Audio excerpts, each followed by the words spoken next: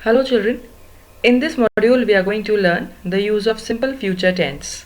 तो यहाँ हम सीखेंगे कि simple future tense कैसे यूज होता है, इसके क्या रूल्स होते हैं और इसके क्या टाइप्स होते हैं. I'll take the example by considering a sentence. See this, Priya will play basketball. अब मैंने आपको पिछली स्लाइड्स में, पिछली वीडियोस में जो सिंपल प्रेजेंट की थी, आई am giving the links on the top. अगर आपको अंडरस्टैंड करना हो कि सब्जेक्ट, वर्ब और ऑब्जेक्ट एक्चुअली क्या होता है, आप प्लीज़ वो वीडियोस देखिए. अगर आप समझ चुके हैं तो आपको ये बात जल्दी समझ आएगी कि प्रिया विल प्ले बास्केटबॉल, इसमें प्रिया सब्जेक्ट है, विल प्ले वर्ब है, बास्केटबॉल ऑब्जेक्ट है.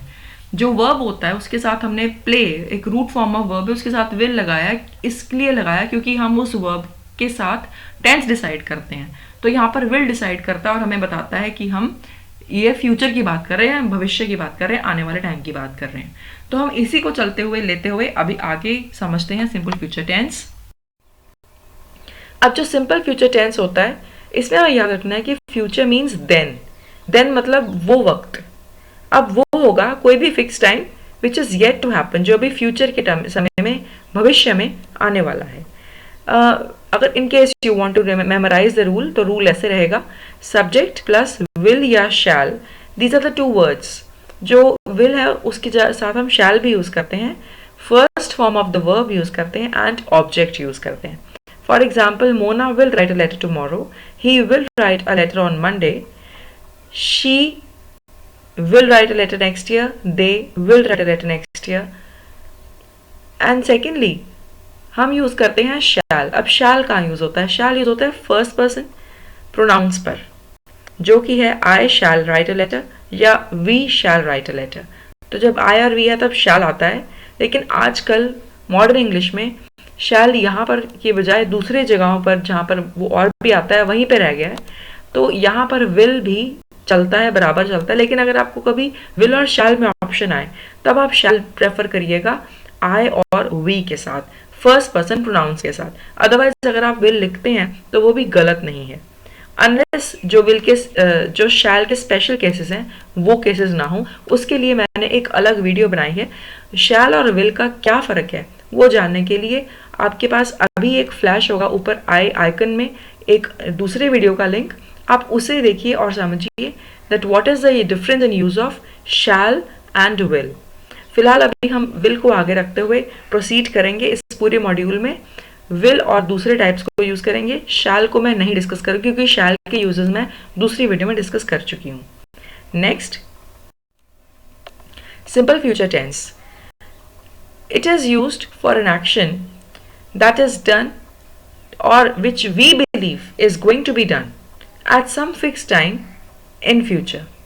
अब हमें बात ये समझनी है कि फ्यूचर के टाइम को इंडिकेट करते टाइम जो बोलने वाला इंसान है उसको पक्का होता है कि ये फ्यूचर में काम होगा, इसीलिए वो इसको फ्यूचर में डाल के बोलता है. अब जैसे my father will bring apples for us. अब यहाँ पे बोलने वाले को पता है कि उसके फादर एप्पल्स लाएंगे, और वो कब लाएंगे? फ्यूचर में. उस बोलने वाले को कम से कम पता है. अब वो हो सकता है कि वो आने वाला नेक्स्ट डे ही हो या नेक्स्ट वीक हो, वो चाहे वो ना बोले, लेकिन बोलने के टाइम उसको खुद को पता होता है कि कहीं ना कहीं वो एक फ्यूचर के टाइम को इंडिकेट कर रहा है. सेकेंड सेंटेंस देखिए, I think they will visit the office next year. अब यहाँ पर भी बोलने वाले की सोच है, उसका ओपिनियन है कि वो नेक्स्ट ईयर ऑफिस को विजिट करेंगे. इसी तरह का I am giving you a prompt, subject I, verb, cook और ऑब्जेक्ट मील्स को यूज करके try to create a sentence in simple future. आप यहाँ पे विल और कुक यूज करेंगे and create a sentence. I hope you have done. Your answer should be I will cook meals. So let's proceed. The second use of simple future tense by using shall or will is when we speak about things that are sure to happen in future. This is like a truth. इसको हम बोलते नहीं है कि universal truth है, लेकिन कोई general truth जो हमें पता है कि होना है फ्यूचर में. जैसे अगर आज आप 5 साल के हो तो आपने आगे 5 साल बाद 10 साल के होना है, तो ये होना ही होना है. तो इस तरह की बातों को भी ट्रूथ मानेंगे. और when these kind of things are going to happen in future और इसकी बात करनी है, then we use shall and will. Simple future. For example, I shall be 17 next week, इसका मतलब वो एज बता रहा है अपना कि अगले हफ्ते वो 17 हो जाएगा। They will buy new furniture next month, तो ये भी एक ट्रूथ है, उनका पता ही है कि उन्होंने करना ही है। तो ऐसे ही आप और कुछ ट्राई करिए। डेक्लरेशन और ट्रूथ के लिए हम बोलेंगे इसको। तो सब्जेक्ट अगर स्कूल रखें और वर्ब रीओपन रखें इन जुलाई। तो create a sentence for this, I am giving you 3 seconds.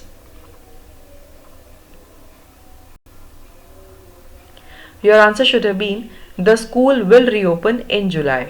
तो ये एक फ्यूचरिस्टिक डिक्लेरेशन है, इसके लिए भी हम विल के साथ सिंपल फ्यूचर यूज करते हैं। नेक्स्ट,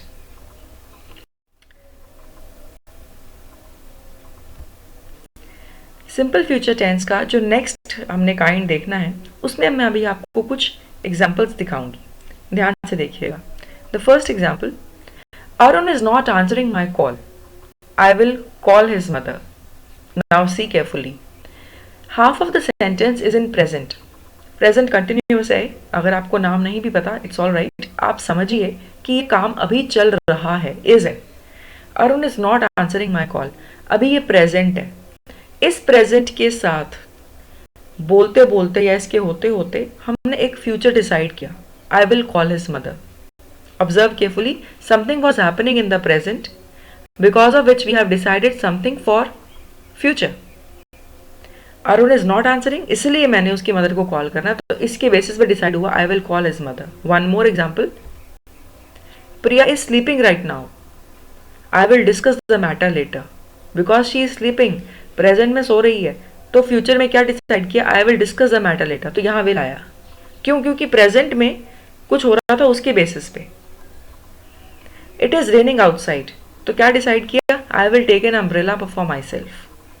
तो जब ऐसा होता है कि हम किसी प्रेजेंट के अकॉर्डिंग फ्यूचर का कुछ डिसाइड करते हैं साथ के साथ बोलते बोलते, then also we use simple future tense.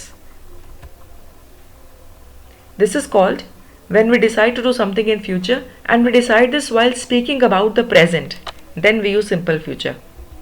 Try and give example of one such kind yourself and please type that example in the comment box. comment में लिख के मुझे example दीजिए कि क्या आपको ये difference का जो use है future का वो समझ आया, क्या आप समझ पा रहे हैं कि हम कैसे present को देखते हुए बोलते हुए future decide करते हैं। I hope you are enjoying this module on simple future tense. I am providing you a few more links on the top. ऊपर आप देखिए, आपको आइकन में दिखेगा कि मेरे कुछ और भी ग्रामर रिलेटेड वीडियोस हैं। तो अगर आप और कंटेंट चाहते हैं और भी अपना अपडेशन चाहते हैं ग्रामर की, please view those videos and do join with me for these classes on grammar and I am sure I will give you very good lessons about improving grammar for English.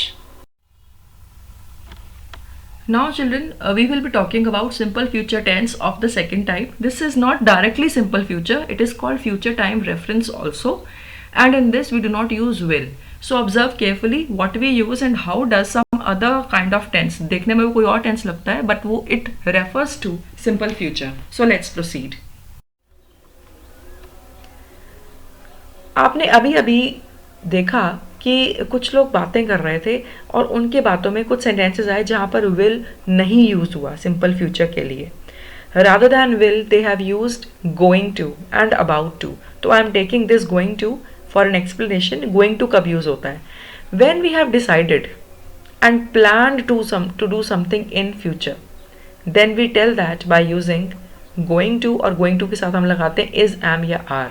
जब आपका answer future का हो, ठीक है, लेकिन वो किसी planning पर बेस्ड हो, आपके जवाब से पता लगे कि आप प्लान करते रहे हैं उसके बारे में, तो जब वो प्लानिंग पर बेस्ड होगा तब आप वो फ्यूचर विल से नहीं, आप एम गोइंग टू या इज गोइंग टू से बताएंगे। फॉर एग्जाम्पल, अगर क्वेश्चन ये पूछा जाए, did you plan about your future in India, और आप आंसर दे रहे हैं yes I am going to work in a hospital, तो यहाँ पर आपके जवाब से पता लग रहा है कि आपने प्लानिंग के आधार पर ही आपने ये जवाब दिया है। It is because of some planning that you have done for a very long time. When you talk after a planning, when you tell your future after a planning, you will use I'm going to.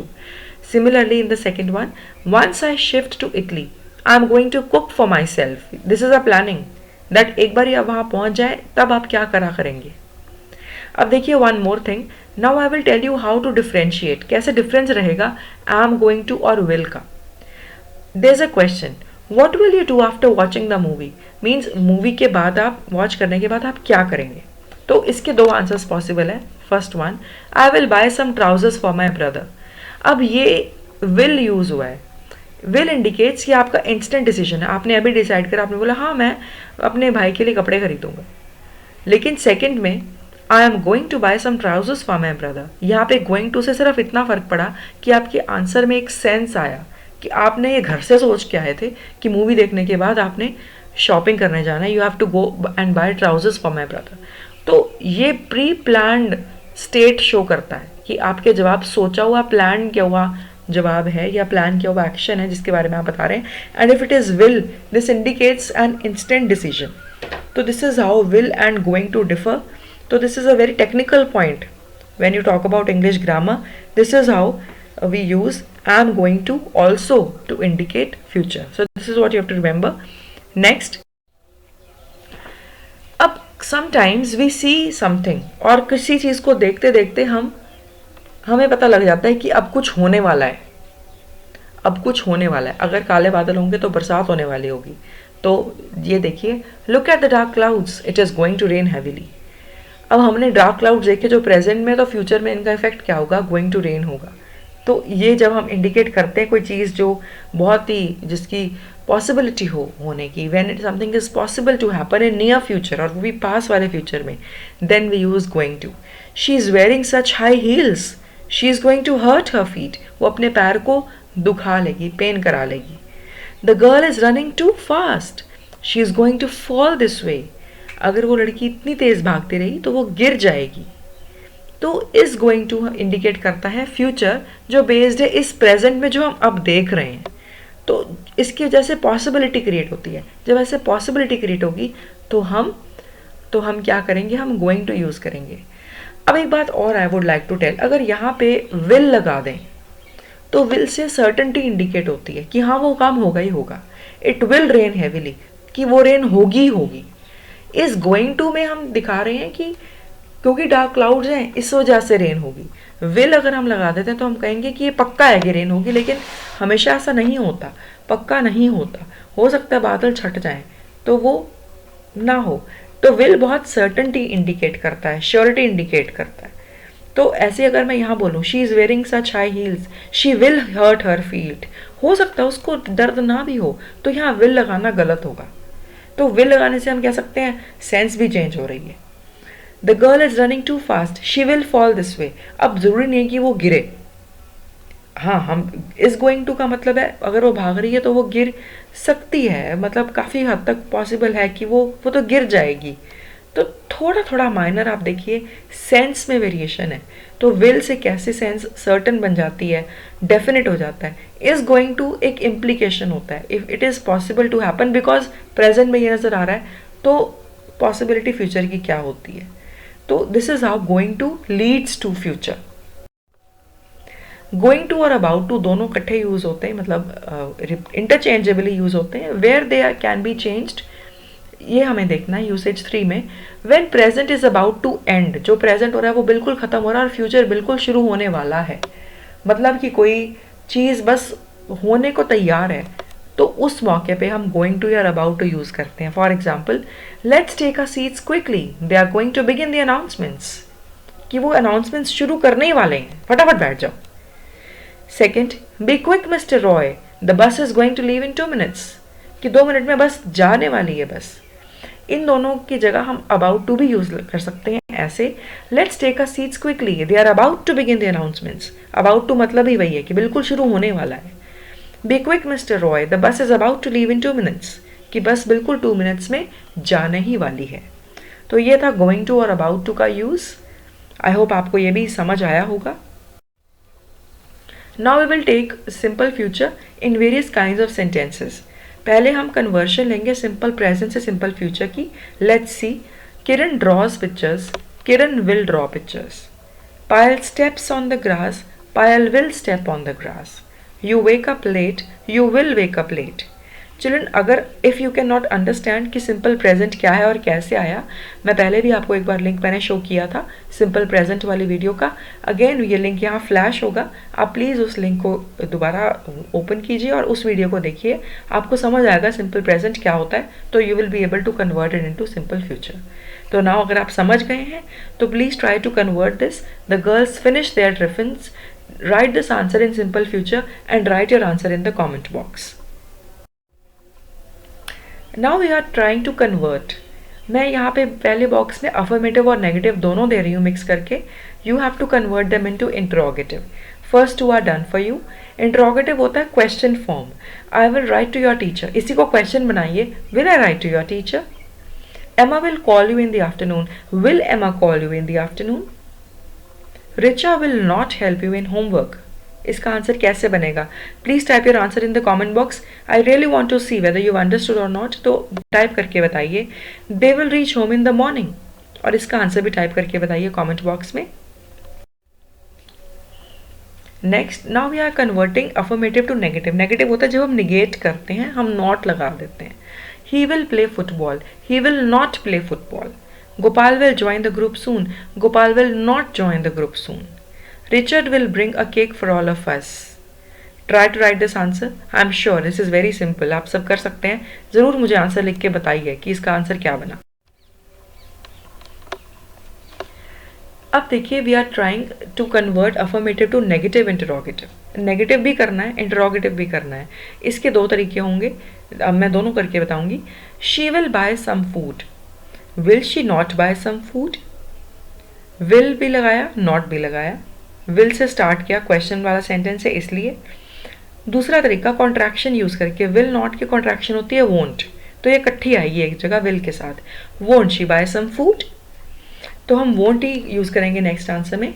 Mr. Harrio will save Tricky. Won't Mr. Harrio save Tricky? Third one, try yourself. We will meet in the next term. Please write this answer in the comment box and let me see if you are able to begin this answer correctly with the correct word. And this was all about simple future tense. I hope you liked this module. आपको ये session, ये video पसंद आया हो तो please मुझे comment करके बताइए कुछ और ऐड करना है या कुछ मिस आउट हुआ है तो. And I'm really going to be thankful if you give me your honest feedback about this module. Keep listening to more such videos from me. Keep excelling in English. Thank you. Thanks a lot.